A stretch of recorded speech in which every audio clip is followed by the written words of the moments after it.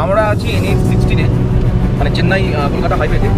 তো এই যে গরু মারা বন্ধ হয়ে গেছে, লোকে হাইওয়েতে পুরো ছেড়ে রেখে দিচ্ছে। তো আমার কাছে সরকারের কাছে একটা অনুরোধ থাকবে এখানকার, যে আপনারা এটা একটা ব্যবস্থা নিন।